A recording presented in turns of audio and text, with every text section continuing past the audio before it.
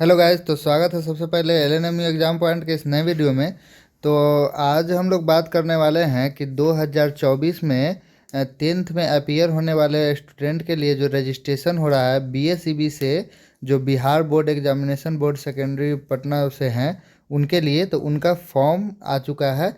तो आप लोग इस फॉर्म को bseb.gov.online पे जाके डाउनलोड कर सकते हैं। इसका लिंक मैं डिस्क्रिप्शन में दे दूंगा। तो आज हम लोग बात करेंगे कि फॉर्म को फिलअप कैसे करना है, तो हाउ टू फिल फॉर्म। तो चलिए हम देखते हैं। सबसे पहले हम लोग देख लेते हैं फॉर्म किस प्रकार का है और उसमें किस चीज़ की जानकारियाँ मांगी गई है।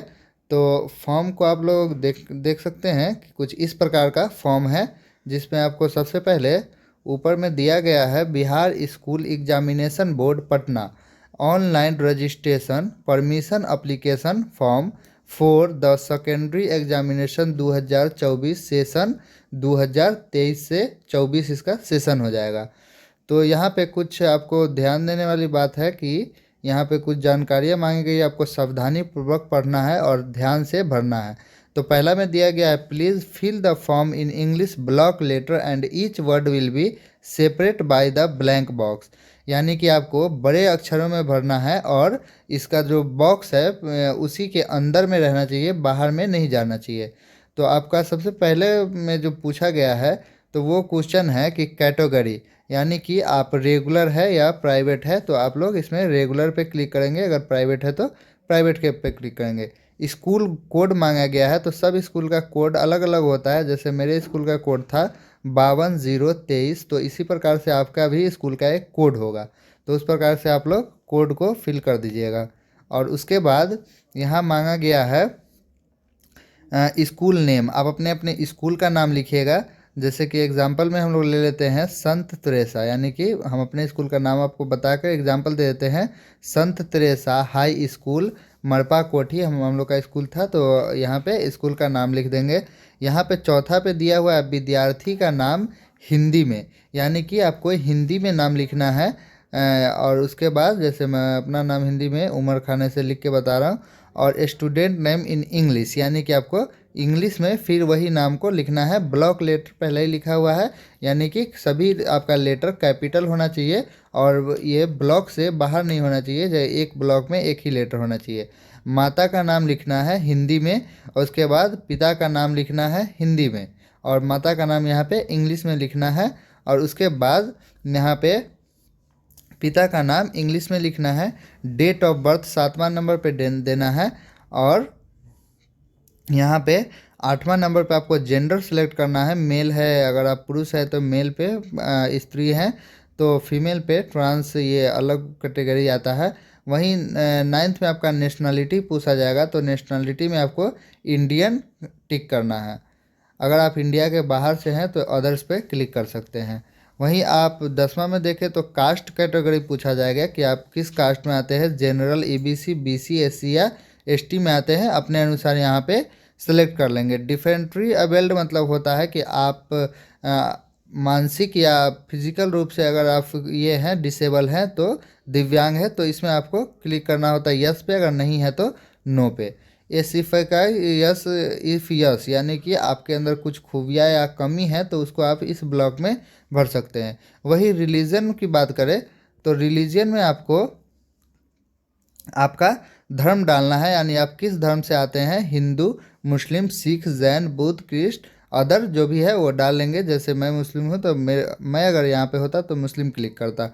तो आप लोग इस प्रकार से दे सकते हैं। एरिया में आपको रूरल और अर्बन डालना है, यानी कि अगर आप गांव से हो तो रूरल डालना है, अगर आप शहर से हो तो अर्बन डालना है।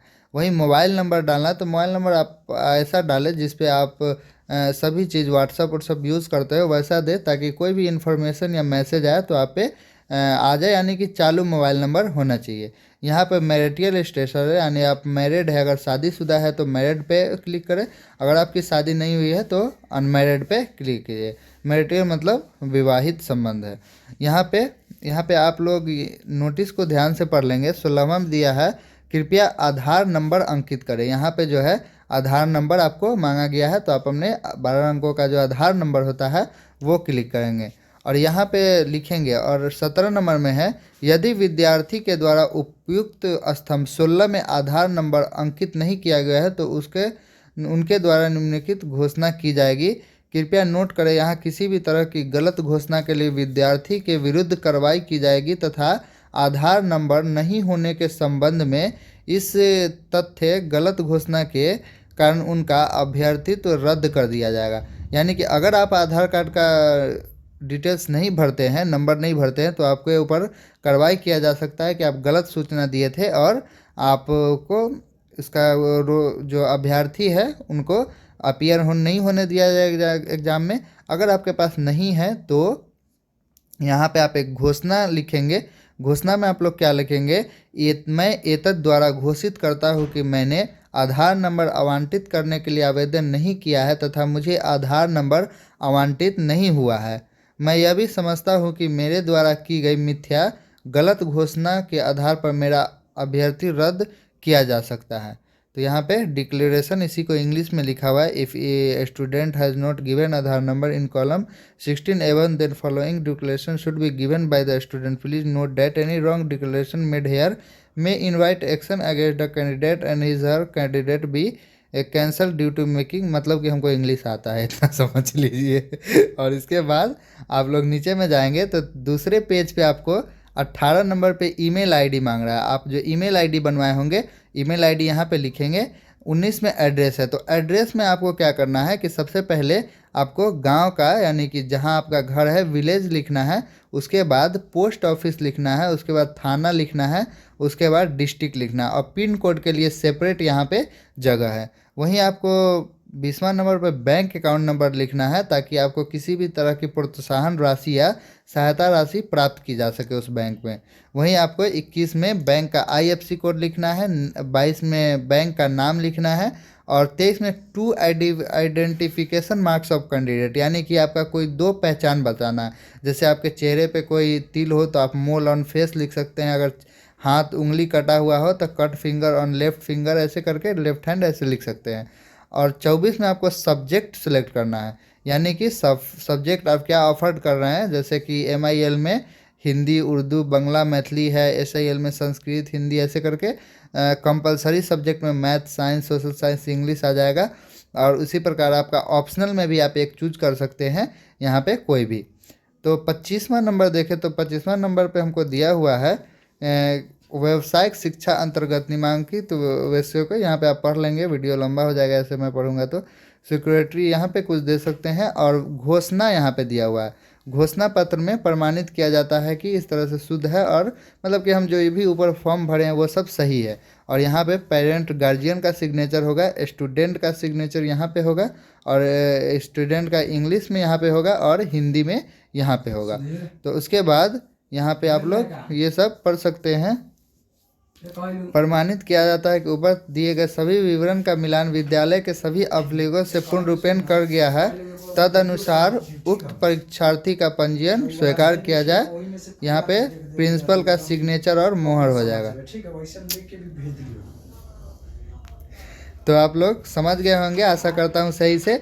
इसी प्रकार से भर के आप लोग अपना फॉर्म जमा कर देंगे और मिलते हैं हम अगले वीडियो में। अगर आपको जानकारी अच्छी लगी हो तो चैनल को सब्सक्राइब कर दीजिए और बेल आइकन दबाना नहीं भूलिए ताकि भविष्य में मैं आपको इसी प्रकार का वीडियो प्रोवाइड करवाता रहूं और जानकारी देता रहूं। और अपने दोस्तों में भी शेयर कर दीजिए ताकि उन लोगों का भी इस वीडियो के कारण हेल्प हो सके। तो मिलते हैं अगले वीडियो में, तब तक के लिए जय हिंद, नमस्कार।